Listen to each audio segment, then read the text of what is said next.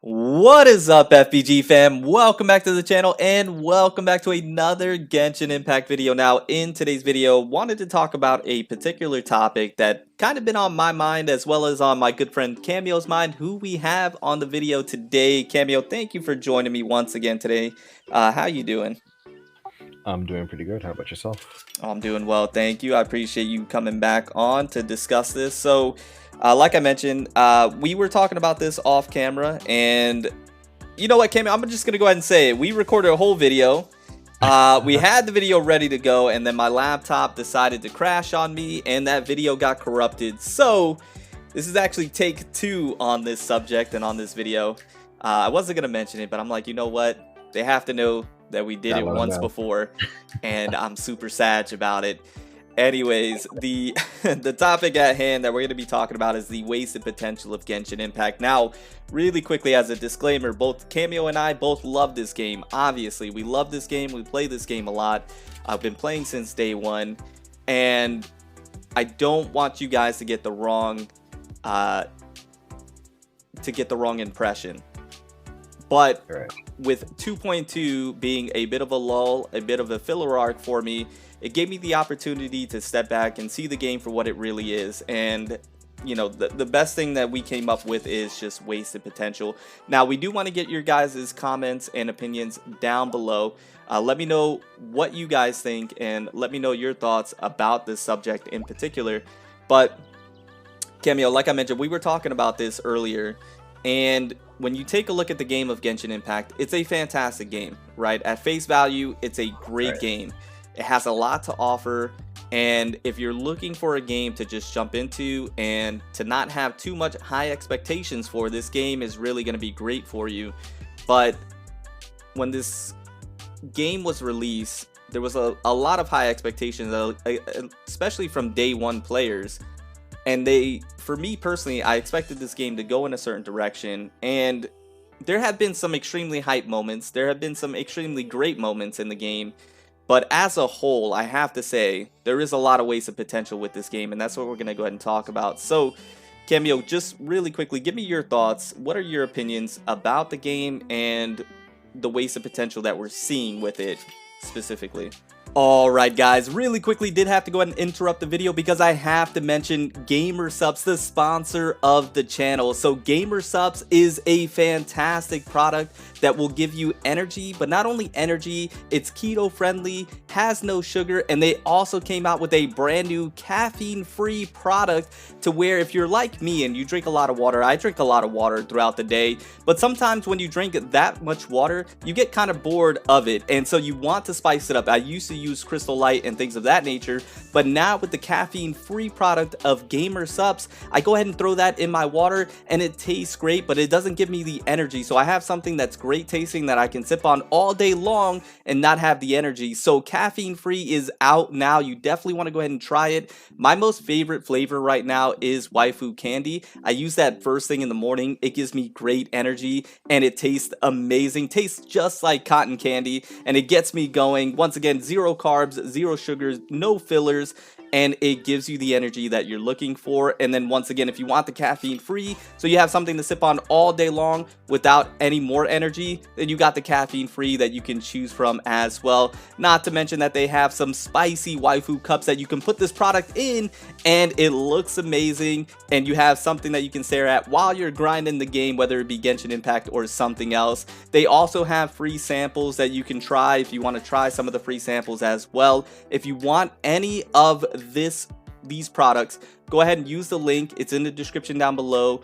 Click on that link and then make sure you use code FurtherBeyondGaming at checkout to get 10% off everything in the store. And if you do use my code and click on that link, it helps out the channel tremendously. It directly supports the channel so we can do bigger and better things, and it just means the world to me. So I do truly appreciate if you purchase anything. Thank you guys so much. It means the world. And try one of those new caffeine free. They have new waifu cups as well, and the flavors are great. It's not powdery. You're gonna really enjoy it. So anyways guys, let's go ahead and get back into the video.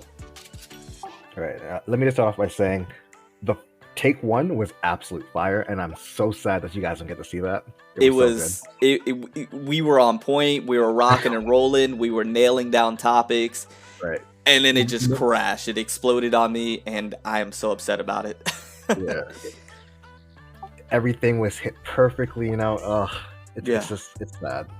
But in terms of Genshin Impact, yeah, it feels like there's definitely been a lot of wasted potential in, you know, various aspects of the game.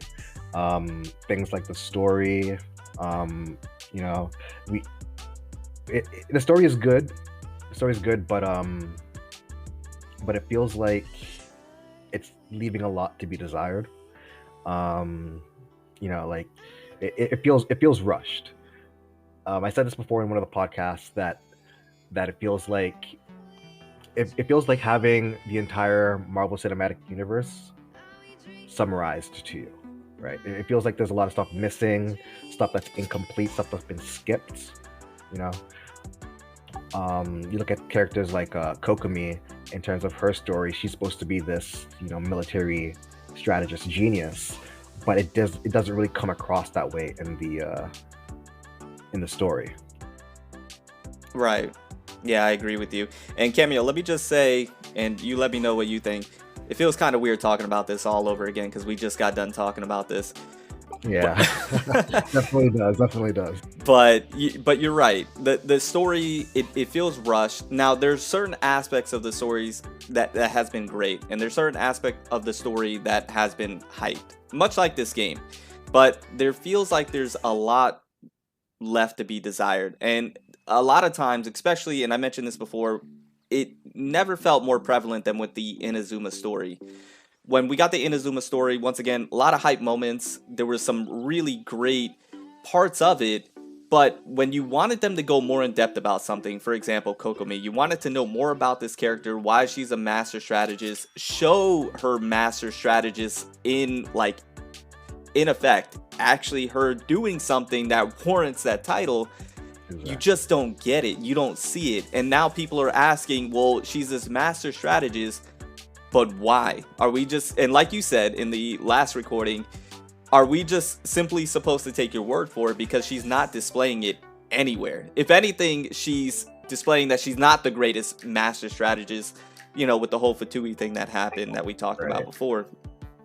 And then with the Raiden Shogun, you wanted to get more, at least for me, I wanted to get more lore, more backstory, go more in depth with this character, and we just simply didn't get that. And it's as if they gave us the meat and potatoes, what they wanted to show us from the story, and then kind of just dropped us off and left us hanging, and then left us to just kind of fill in the blanks ourselves and come up with our own story and piece things together our own way. And I feel like when you're doing a main story, one, it shouldn't be rushed. They could have definitely lengthened it and made it you know, more. They definitely could have lengthened it and drawn it out a little bit more, so that way they can you know, allow characters to develop. But at the same time, with the main story, we shouldn't be filling in the blanks ourselves, you know. Right. And in a game where we have so many updates, there's no reason why the main story needs to end the second update, because now we're gonna have like 6-7 updates of just filler. Right. I agree with you. So the story, once again, even though there are some great parts, even though there are some hype moments, I mean, a lot of times it does feel rushed, and a lot of times it feels like there's poor execution, and a lot of times it feels like there's tons of wasted potential within the story, and there's a lot left to be desired. So, you know, that's just one part of it. And then another part was the open world aspect, or the world in general of Genshin Impact. And once again, we talked about this before, but the world is gorgeous. The world is something to see, especially if you're joining the game for the first time. It can be a bit overwhelming. There's a lot to do, but once you explore the world in its entirety, and once you visit those certain places multiple times, after a while, when you step back, you start to notice that the world is kind of empty. It's kind of hollow. There's not really much going on, and the sheen and shimmer of what was once breathtaking kind of loses that shine. It kind of loses that luster that was there before. I mean, what are your thoughts about that, Khameo? Yeah, you definitely see that. Like in areas with like Dragonspine, right? Like it was introduced to the game, a while back. But when was the last time you actually felt like you wanted to go to Dragonspine or needed to go to Dragonspine, right? You have the same issues with Mondstadt and Leeway. When Surumu comes out, it's gonna happen again with Inazuma. So we have this big open world that seems like it's getting bigger, but in actuality is either staying the same size or getting smaller. I felt that quote, Khameo. I feel like that should be a quote from you. I really did. I felt that one because that couldn't be, that was probably one of the most truthful statements you ever stated, is that, and probably the most eye-opening statement, is that this world, it is growing, but at the same time, in actuality, it's getting smaller. And the reason being is because once you explore these areas, there's no reason to go back to them. They don't give you a reason to visit Dragonspine anymore, or a specific reason to go to Mondstadt outside of a commission that you might have there, or outside of getting some artifacts, which you just teleport there and teleport out, outside of doing boss fights. But if you don't need the materials for, said boss, then there's no reason to be going there in the first place. And this is why I brought up the point of having permanent events in these areas to give you a reason to go there. I mentioned the Coliseum once before, where we had that co-op event. I think it was our very first one. Yeah. And why they didn't just make that a permanent thing to where you can get a combination of like hero wits, talent books, Mora, and a plethora of Mora as well. Just have a permanent event there that you can do multiple times a day, in co-op or solo, and it's difficult, but it's fun, and it gives you a reason to go there. Because like, what's the point in going to that Coliseum area? There's nothing there except that one ruin guard that just sits there 24/7, right?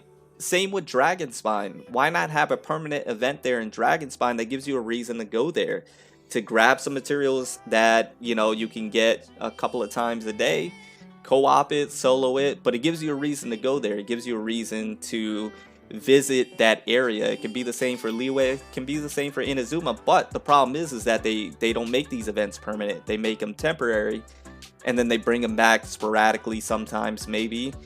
But you're right, and the world doesn't feel lively. It doesn't feel hustling and bustling like you would want it to be. Exactly. So the world is beautiful, the world is fantastic, but it kind of loses that after a while. Once you're done doing your commissions, your dailies, once you've explored it 100% and you ran around it multiple times, it doesn't hit the same. And then the other thing that we talked about as well is the characters that we have in Genshin Impact.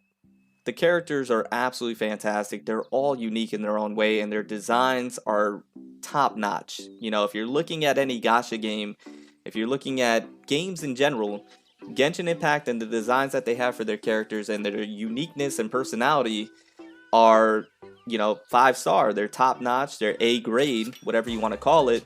But unfortunately, the way this game is, I would have to say about 75 to 80%, if not 85% of those characters you don't use, or you don't see, or they don't see the light of day, or they sit on your bench, and it's quite a shame. What do you think about that, Khameo? Yeah, definitely. It's something I realized, a few updates back when I was building a team for Eula. I realized that I was building a team for Eula, but a team for what? Right? We have Spiral Abyss where you need 2 teams tops, and what if? I mean, for things like that, you gotta take the characters that fit, regardless of what team you put them on, right? So there's no reason to use a lot of these characters a lot of the time, because you're gonna take probably gonna take your Bennett, and probably gonna take Hu Tao, your Ganyu, your Ayakas, and then other characters that you pulled for before is gonna be left in the I don't know, the box, I guess, like Pokemon. Right, exactly. Yeah, left like a collectible. Um, and that's what this game is starting to become. After a year, this game is starting to seem more like a character collector than anything else. And Exactly. I think one of the reasons being is because this game, one, doesn't warrant the difficulty of building up all these multiple different characters and having their uniqueness need to be on display, because the difficulty of the game or the variety of the opponents that you face just doesn't require it. There's no need. You take your Eula, you take your Zhongli, you take your Sucrose, you take your Bennett and your Xingqiu, and you're solid. There's not much more that you need outside of specific characters in the game, because they pretty much annihilate every content. But Exactly. not only that, is that the game doesn't provide you enough resources to build all these characters up. When you have multiple characters or many characters or all the characters, the amount of Mora hero wits and materials from bosses and getting the artifacts, there's just not enough to go around. After you're done fully building 2 or 3 characters, you're completely out of Mora and you're completely out of hero wits, and you're no longer able to invest. That's why I've started that series, the Procrastination Nation or Procrastination State. Which one do you like, Khameo? Do you like Procrastination Nation or Procrastination Station better? Why not Procrastination Jason? We might go with that. But the reason why I did that series is because it's for characters that I've been procrastinating on, because either 1, I didn't have the materials to be able to build them up, or 2, they've been on the back burner because there's new characters coming out that you're focusing on or you want to focus on. So you want to have the materials ready for them. You don't want to waste the materials. Because tell me, Khameo, let me know, was there a time where you built a character that you had on your roster, but you regret building them because there was a new character coming out and you didn't have the materials ready for that character? Yeah, I mean, there's definitely been a lot of times where I built characters that, I would have rather used the resources to build someone else. It's gonna sound crazy, but Bennett is actually one of them for me. Right. Bennett's good, but I don't really have much fun playing him. I would have rather used the time I spent farming his materials to farm for someone else's materials. Right. Yeah, I agree with you, because there was one time where I put resources in a character. I forgot who it was because this was a while back. And I think around Eula. And I made a mistake and I didn't have enough either Mora or hero wits or whatever the case may be for Eula. So then I had Eula, but I couldn't level her all the way up. I had to go out and farm and stuff like that. So that just kind of reiterates the point that there's just not enough. You can't get enough resources because they don't provide you enough. And so you have these characters from day one that are still, level 20 or level 1 or level 40 or level 50, because you can't build them up, or you're focusing on the new characters coming out. You don't want to waste that material. So it just seems like a wasted potential, a flawed design, and it kind of sucks, and they haven't updated that. And the Leyline Overflow would be a nice permanent thing. I mentioned this since they introduced Leyline Overflow from the first time. It shouldn't be an event. It should be a permanent thing that they have in the game. Yeah, exactly. Like a character I do really want to build up is Yanfei, but I'm not gonna have the time to do it because now I have to spend my time farming out resources for Albedo, Goru, and Arataki Ito. So Right. she's getting pushed back even further. And she'll probably never be leveled, because after that, it's probably going to be a new 5-star. Right. After that might be, Yai, and I definitely want to get Yai leveled up. So I might never get a leveled up Yanfei. And that's the thing, is that these characters get pushed back for multiple patches. I mean, my Albedo has been level 20 since Albedo dropped. Now, albeit I wasn't the biggest fan of his gameplay style, but that doesn't mean I wouldn't have built him up, because he's a fantastic support. But I'm just now getting around to it. Same with Diluc. I love Diluc, and I think his gameplay is awesome, and I want to get him built up, but I've been pushing him back because there's new characters coming out that you're focusing on and wanting to get built up, and you can't you have to divvy up your resources, and you have to be, you know, there's a priority list, and it shouldn't be that way. There shouldn't be a priority list. Exactly.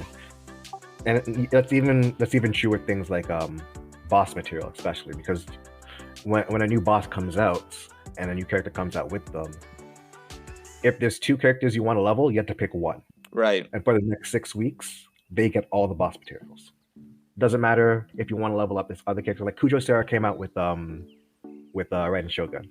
If you chose to level up your Raiden Shogun, your Kujo Sarah was not getting past talent level 6 on anything. Right. Yep. And then she gets pushed back for multiple weeks. You know, exactly. a month and a half. Like, it shouldn't be that way. And that's, you know, that's another part of this game. When you take a step back, when you have the opportunity to just look at this game for what it is at face value and see what this game is and what this game could be, you know, it puts things in perspective a little bit. And once again, this is just something that Khameo and I were thinking about and thought we would make a video on, just to get your guys' opinion and see if it aligns with our own, or if you guys have a different opinion, which we definitely encourage you to go in the comments down below and give us your different opinions. Khameo will be in there discussing it with you, as he always is. I'll be in there discussing it with you guys as well.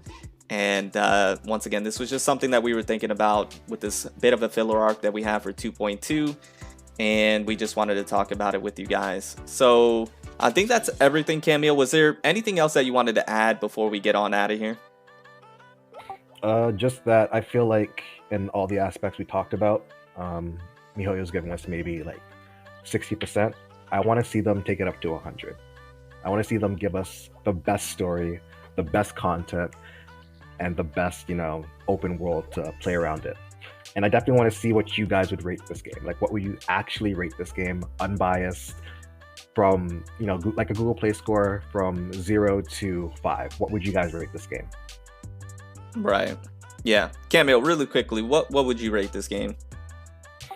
If I'm being honest and being objective, you know, it does have its, you know, good aspects, but it's definitely being pulled back a bit by the potential that it has that it's not really exploring. So I'm gonna have to give it, personally, maybe a 3.2.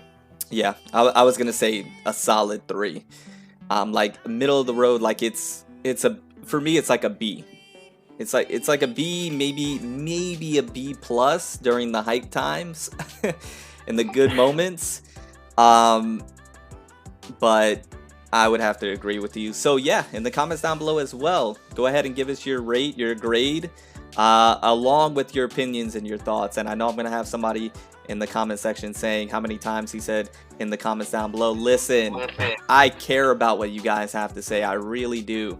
I heart every comment, even if it's disrespectful, and I try and acknowledge everybody as well. So I care what you guys have to say. So for you that's typing that right now, go ahead and backspace that. Go ahead, backspace it. It's okay. It's all right. I see you. I know you care. Anyways, we're gonna go ahead and get on out of here. Khameo, once again, thank you so much for joining me on today's video. And I love you guys. I appreciate you guys. I hope you have an absolutely fantastic day. Remember to stand out, be different, have fun, go further beyond, and literally everything that you do. And I'll see you in the next one. Khameo and Cody, we're out. Man, I did that outro weird, Khameo. What am I? We're out. I'll see you guys. Have a good day. Bye.